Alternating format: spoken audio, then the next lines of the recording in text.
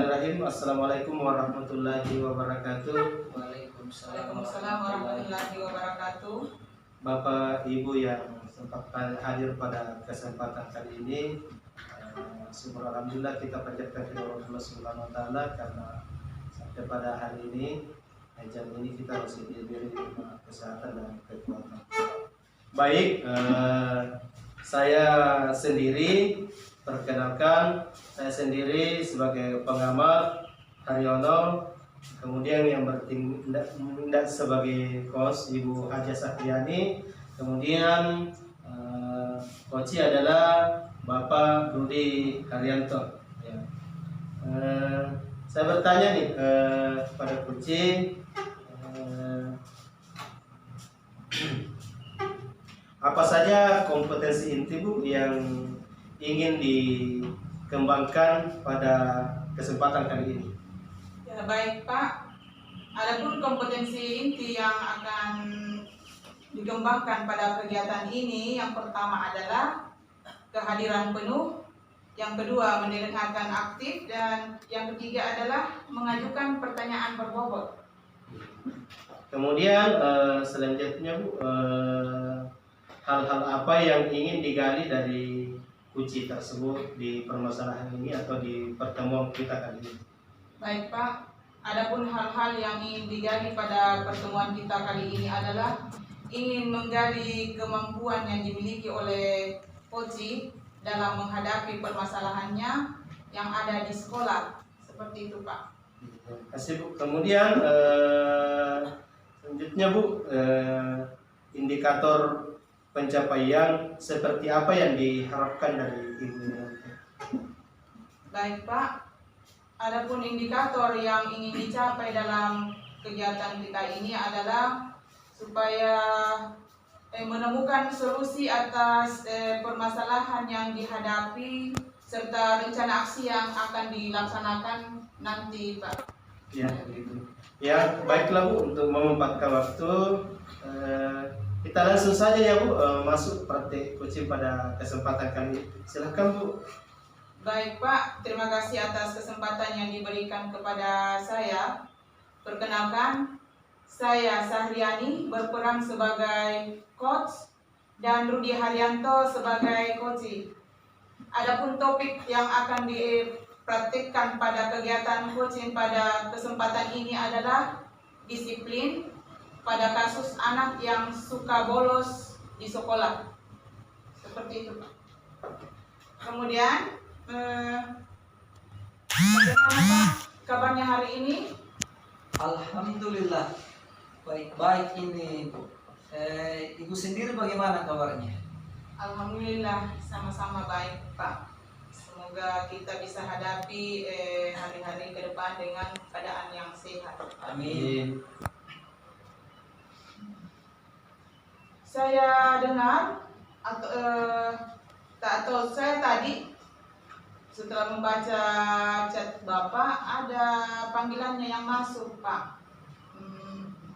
Sepertinya ada yang penting mau dibicarakan pada kesempatan ini barangkali Pak.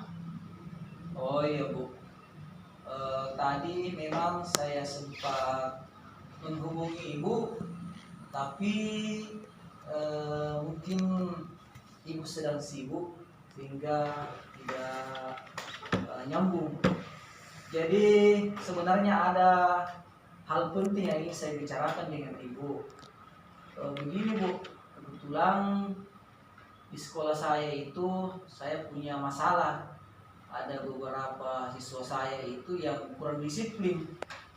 Mereka ini sering bolos sekolah, padahal waktu pulang belum sampai. Oh begitu Pak. Jadi Bapak ingin membahas masalah murid yang sering bolos di sekolah, begitu ya Pak? Iya Bu. Jadi kedisiplinan mereka masih kurang Pak Rudi. Betul Bu. Iya. Mereka kurang disiplin. Lalu apa tujuan Pak Rudi yang ingin capai dalam pembicaraan kita ini Pak?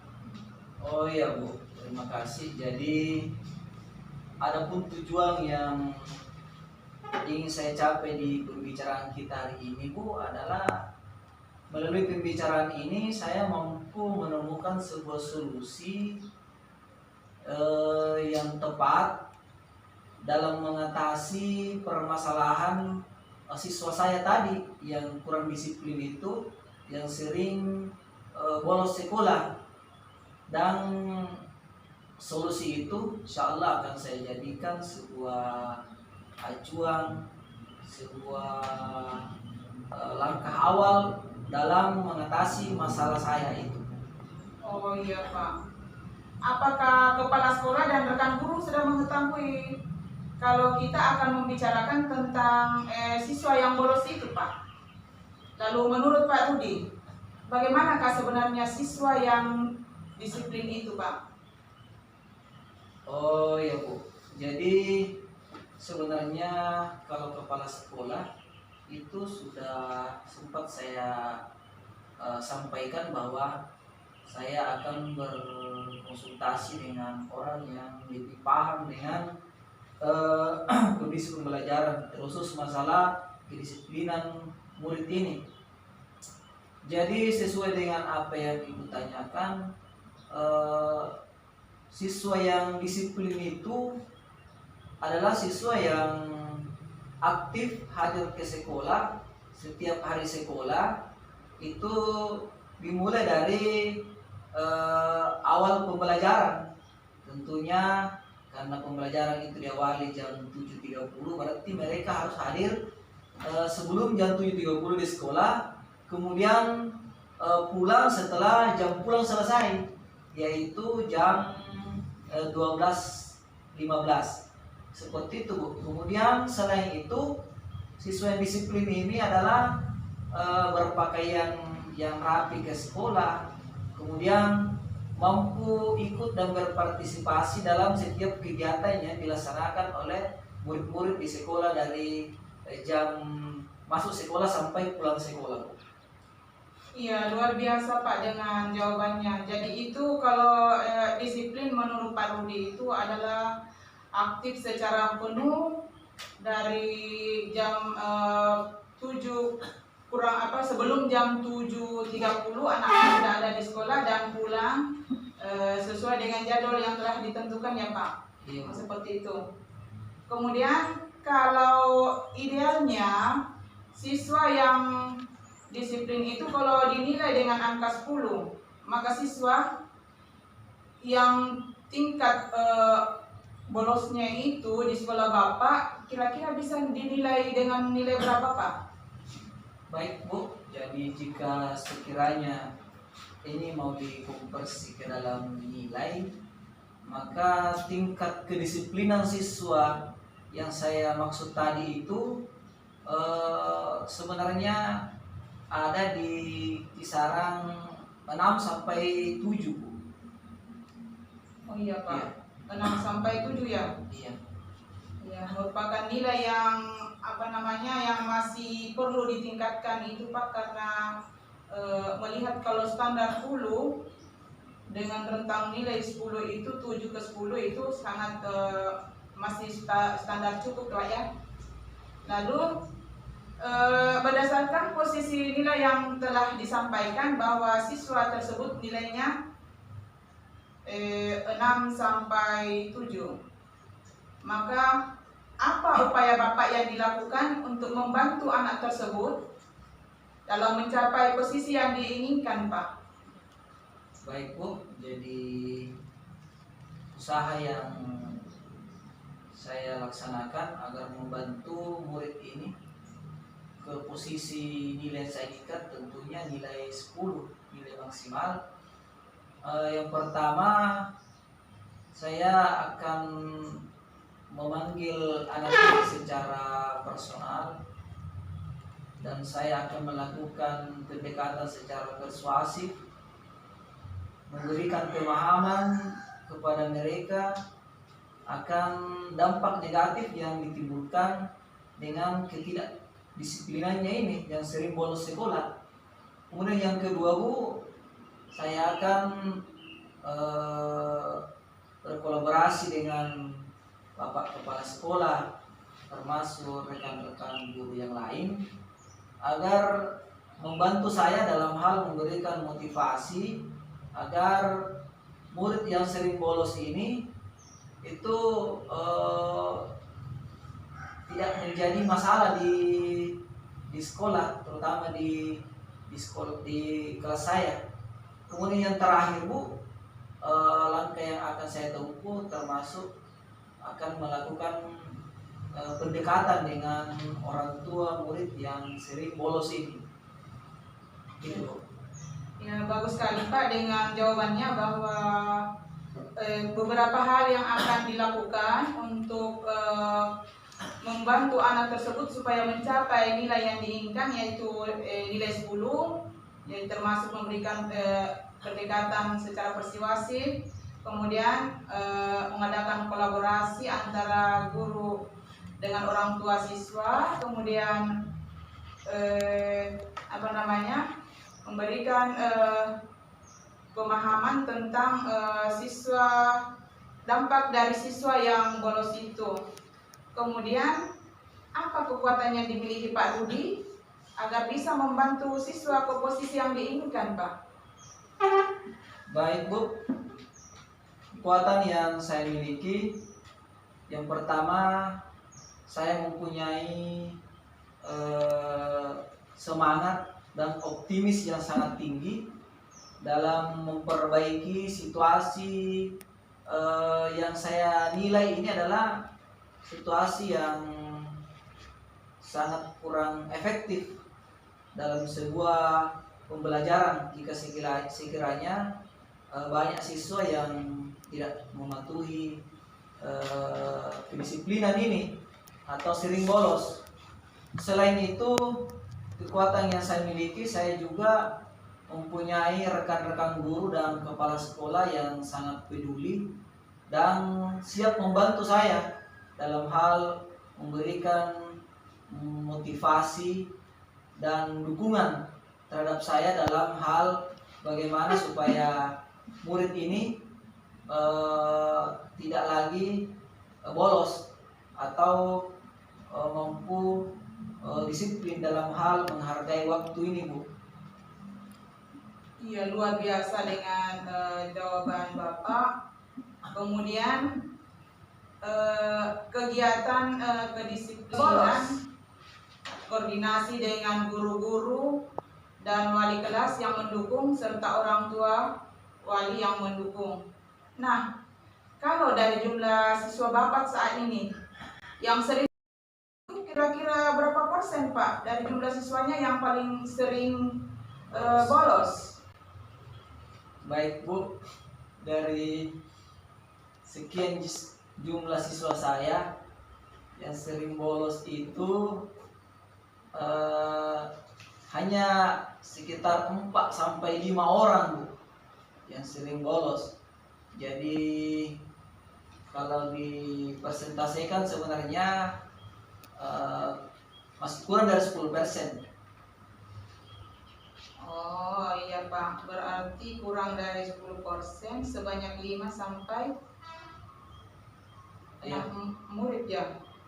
Nah, biasanya mereka bolos dalam 1 pekan 5 atau sampai 6 hari Pak, seperti itu ya? Iya Bu, jadi kebetulan hari kerja di sekolah saya itu ada 6 hari. Jadi rata-rata mereka ini yang saya sampaikan tadi, siswa yang antara 5 sampai 5 siswa tadi itu mereka bolos rata-rata sekitar 1 minggu, ada yang 3 hari bolosnya, ada yang sampai 4 hari Bu. Oh, Begitu ya. Oh iya Pak, jadi lumayan tinggi ya. Tadi Pak Rudi telah mengungkapkan 3 solusi yang akan dilakukan untuk membantu anak yang dalam mencapai nilai yang diinginkan. Dari ketiganya itu Pak, yang mana paling diprioritaskan dan bisa dilakukan secepatnya? Oh iya Bu, jadi dari ketiga solusi yang saya sampaikan tadi, yaitu yang pertama adalah memanggil secara personal dan melakukan pendekatan secara persuasif terhadap siswa.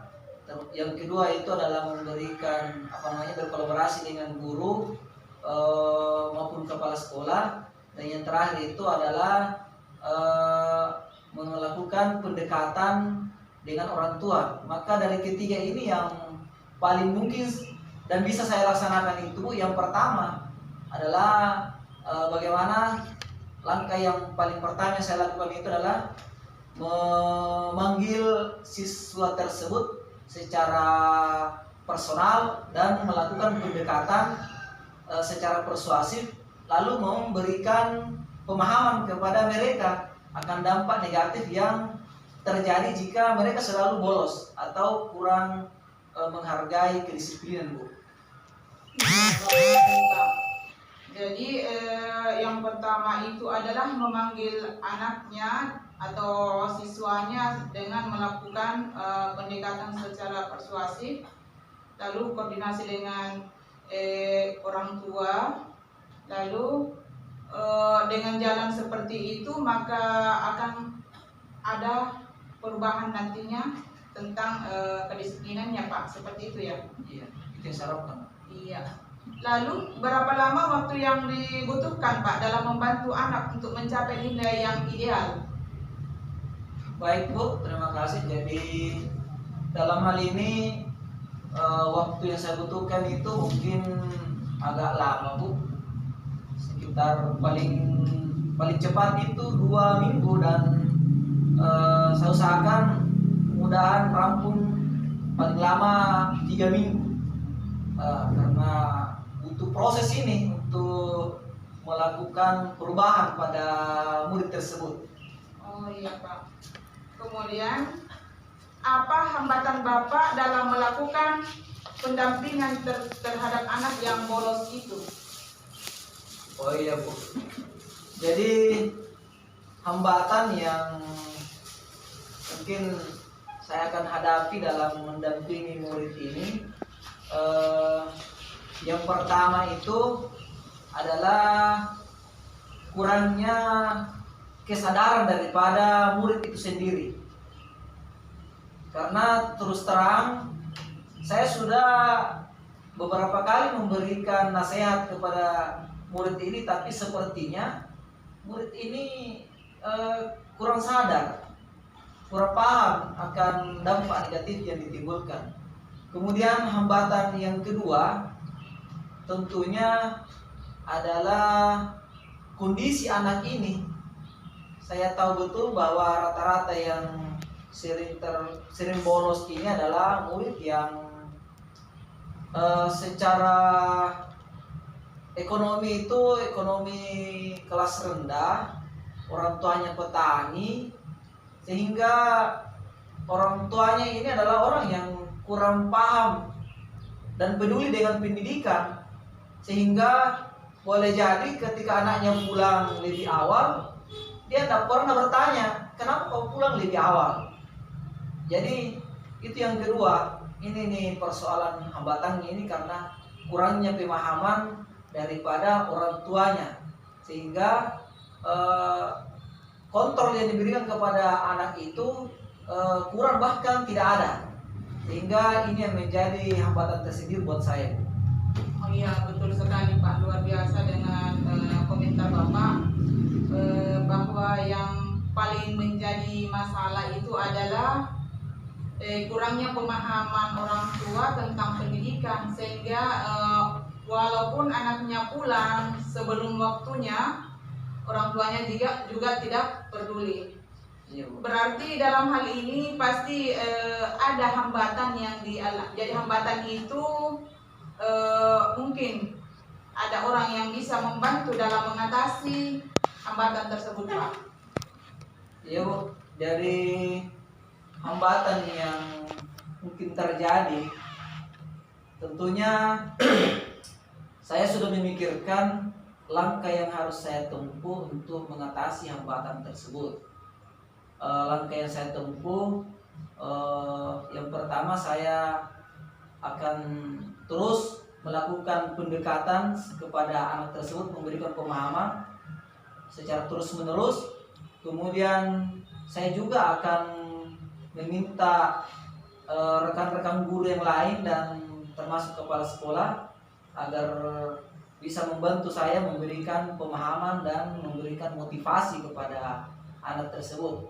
Selain itu Bu, saya akan melakukan koordinasi dan pendekatan kepada orang tuanya. Kalau saya tidak bisa ketemu di sekolah, maka saya sendiri yang akan berkunjung ke rumahnya, ke rumah orang tua murid tersebut untuk membicarakan hal-hal dengan kondisi anaknya yang sering bolos ini. Kurang lebih begitu Bu. Iya, mantap dengan jawabannya Bapak yang begitu antusias dalam mengatasi hambatan tersebut. Jadi intinya dalam hal ini perlu adanya kolaborasi antar semua unsur ya Pak. Jadi dari kepala sekolah, guru maupun orang tua, bahkan siswa itu pun sendiri yang perlu dilibatkan dalam mengatasi masalah tersebut. Untuk itu, dalam mengatasi masalah tersebut pasti ada komitmennya Pak. Apa komitmen Pak Rudi dalam mengatasi masalahnya itu? Baik Bu, jadi komitmen saya yang pertama, saya akan mempunyai tekad yang kuat bagaimana supaya masalah yang saya hadapi ini itu dalam segera mungkin saya harus keluar dari situasi tersebut. Tentunya dengan segala upaya dan usaha saya, termasuk dengan memberikan pemahaman kepada murid, kemudian berkolaborasi dengan teman guru dan kepala sekolah, dan pendekatan dengan orang tua murid tersebut. Iya Pak, luar biasa. Lalu siapa yang akan membantu Bapak agar supaya tetap pada komitmennya itu? Ya, jadi yang akan membantu saya Bu, mungkin rekan-rekan guru yang ada di sekolah, kemudian kepala sekolah, dan paling penting juga adalah orang tua murid itu sendiri. Iya betul. Jadi memang dalam peningkatan baik dari segi kualitas pendidikan maupun dari segi kedisiplinan siswa, maka itu perlu ada kolaborasi. Intinya adalah orang tua yang paling memegang peranan. Lalu apa tindak lanjut Bapak dalam kegiatan diskusi kita kali ini?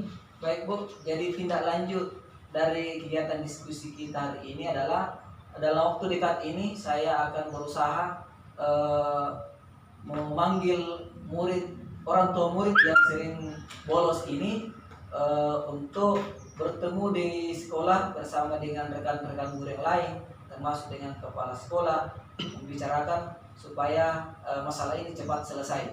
Oh iya Pak. Lalu apa manfaat dari diskusi kita kali ini Pak? Mungkin ada yang bisa manfaat yang bisa dikemukakan. Baik Bu, jadi manfaat yang bisa saya dapatkan di kesempatan diskusi ini adalah saya mampu menemukan sebuah solusi yang cemerlang dari permasalahan yang selama ini saya alami, yaitu siswa yang kurang disiplin, sering bolos. Tentunya saya mampu menemukan sebuah solusi yang sangat tepat dalam rangka memperbaiki dan melakukan sebuah aksi nyata ke depan dalam hal mengatasi masalah saya itu. Iya Pak, tepat sekali bahwa banyak manfaat yang kita dapatkan hari ini. Jadi demikianlah diskusi kita kali ini, semoga dapat memberikan nilai positif terutama dalam membangun siswa untuk menjadi siswa yang lebih disiplin lagi. Kemudian melalui kesempatan ini, bukan saja hari ini adalah merupakan pertemuan kita Pak, tetapi saya akan menunggu bagaimana reaksinya ke depan, tidak lanjutnya ke depan tentang hasil yang telah dicapai dari percakapan kita kali ini. Siap. Jadi demikian Pak, terima kasih banyak atas kesediaannya dalam meluangkan waktu dalam membahas diskusi tentang kedisiplinan yang mengacu pada anak yang bolos. Demikianlah, wabillahi taufiq wal hidayah. Assalamualaikum warahmatullahi wabarakatuh. Waalaikumsalam warahmatullahi wabarakatuh.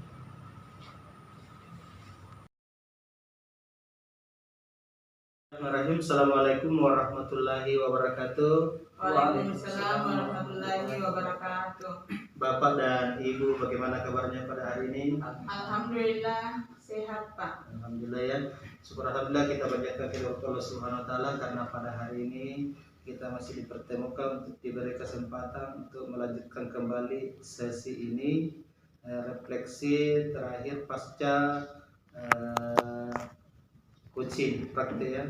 Kemudian baik dalam sesi ini saya Haryono bertindak sebagai pengamat, kemudian Ibu Haja Sahriani sebagai coach dan Pak Rudi Haryanto sebagai coach. Baik, pertanyaan pertama yang saya berikan kepada coach itu apa yang Ibu lakukan selaku coach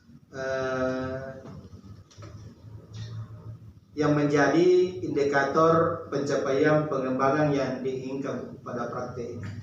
Ya, terima kasih Pak.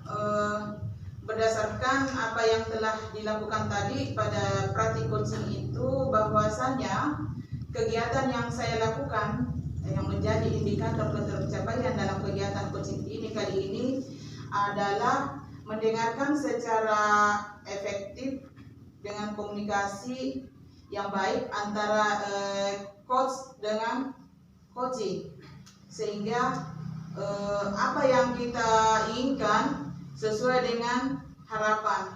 Jadi melihat percakapan antara coach dengan coach itu merupakan suatu percakapan yang sesuai dengan alur tirta, sehingga coach mampu menggali potensi yang dimiliki oleh si coach.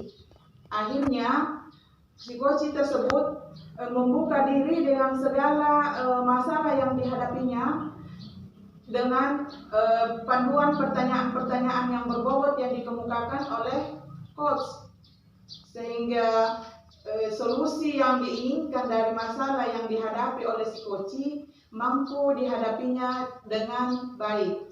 Jadi dalam hal ini dapat menemukan solusi dari permasalahan tersebut. Jadi kesimpulannya dari keseluruhan kegiatan yang dilaksanakan pada praktik coaching ini dapat disimpulkan bahwa dapat berjalan dengan baik berkat adanya kolaborasi yang baik antara coach dengan coaching dalam pelaksanaan coaching ini.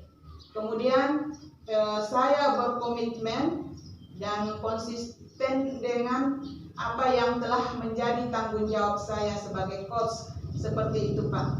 Iya, makasih Bu. Artinya kehadiran tugas sebagai coach artinya mendengarkan secara efektif, berusaha membuka, kemudian mengajukan pertanyaan-pertanyaan yang berbobot sehingga memancing reaksi, memancing alasan si kunci untuk menjawab pertanyaan, kemudian menemukan bisa menyelesaikan permasalahan itu. Betul Ya. Pak.